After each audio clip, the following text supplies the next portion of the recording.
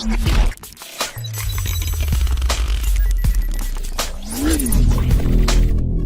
guys! Welcome to Plant Kingdom. Please like and subscribe our channel.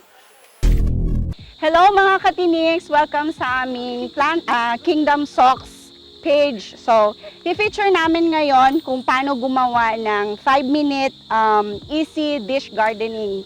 So, ang kailangan natin is yung pot, of course, yung shallow pot. Minsan ang tawag nila dito, bonsai pot. Mumurahin lang din ito. Tapos, meron tayong mini shovel. Meron tayong brush, hindi pang kilay, pang brush on. Pang paganda ito ng cactus mamaya. Makikita nyo kung paano ang tamang gamit ng brush. Meron din tayong pebbles, akadama.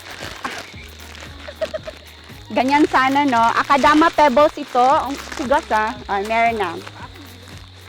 So, pang toppings natin ito siya mamaya. So, makikita ninyo. Meron tayong iba-ibang sizes ng gymnocalcium. Dapat iba-iba yung sizes kasi importante sa dish gardening yung staging ng plant para makita talaga yung beauty niya. So, ngayon, we will decide kung ano yung bagay sa ating pot. So, since we have a round pot, so, pipiliin ko yung mas malaki na mahaba. So, first is, lagyan natin siya ng konting soil. So, meron din tayong mixture of soil dito. Fresh rice hull, carbonated rice hull, at saka meron din kaming pebbles na hinalo. Itong soil na to is available din po siya sa aming store or sa aming farm. So, pwede nyo siyang ma-avail. So, lalagyan natin sa ground. Enough lang talaga to cover the whole sa pot. At the same time, yung meron lang talagang tangtakip sa roots ng ating grafted. So, lagay natin dyan. So, maghanap tayo ng iba na naman na shape ng cacti. Okay. Then, ibang color para meron din siyang contrast. Wait ha. Wait lang. Yan. So, pag nalagay na natin yan dyan, we were going to put a little soil na mag-hold sa kanila.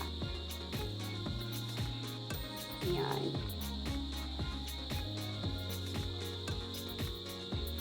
Mag-hold.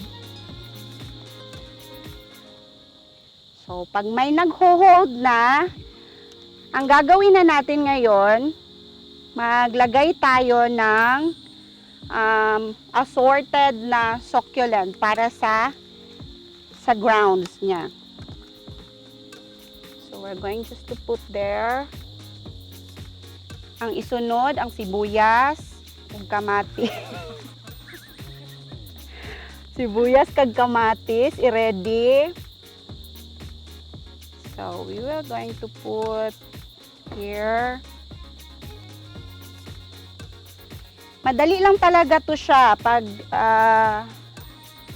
tsaka ang output ninyo nito is depende talaga sa gaano ka-artistic yung gumawa. So, lagyan ko rin siya dito ng a little pink para may ano tayo. At the same time, I'll put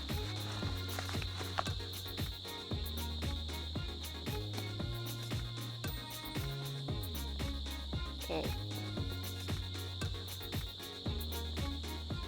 I'll put some howard siya. Ito mga matitigas na klase ng howard siya na hindi siya masyadong sensitive.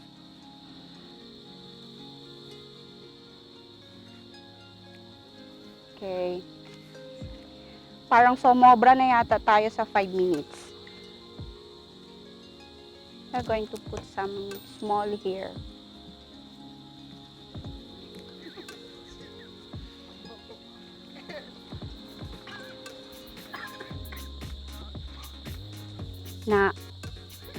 Naunsa na siya.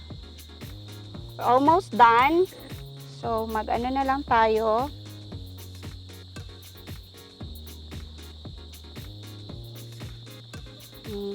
Refill na lang ng soil.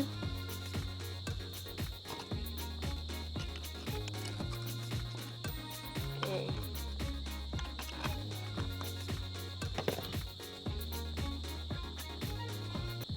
Okay.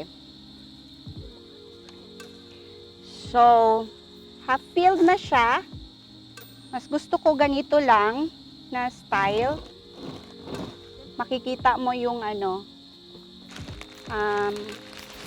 Tapos lagyan natin siya ng yung akadama soil or stones para sa ano mo, pang takip mo sa soil.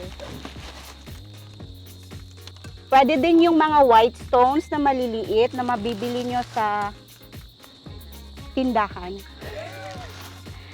Huwag yung sa dagat kasi acidic po yun or taas po yung salt niya content, so masusunog po yung ano or mamamatay yung plants natin.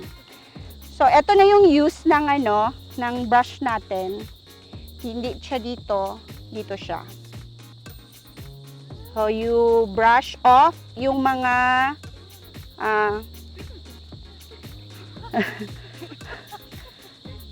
brush off yung mga ano, pati yung sa leaves ng mga succulent na nakapasok na soil dito sa ano, yung mga nahulugan ng soil. So, i-brush off mo. So, ayun na. That's all. Okay. Thanks for watching. So, here's my... ito yung mga support namin na, oh. Ito na yung gawa namin. So,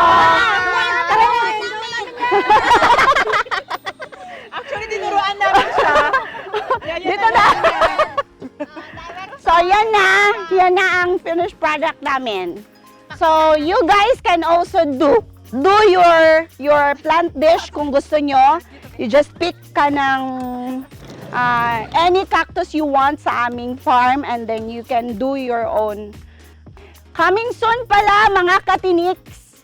Ito yung isa sa mga i-offer namin na product sa aming Plant Kingdom Socks. We offer for rent plants in hotels, restaurants, offices. So, depende po sa package na magugustuhan nyo. Or meron kayong gustong i-avail na package or meron kayong gustong tanim na i-provide namin sa inyong mga offices, we will provide. So, ito pwede namin siyang i-offer for rent in a monthly basis. Meron lang po tayong kontrata. And for more information and details, please like and subscribe our channel, Plant Kingdom Socks. Thank you! See you!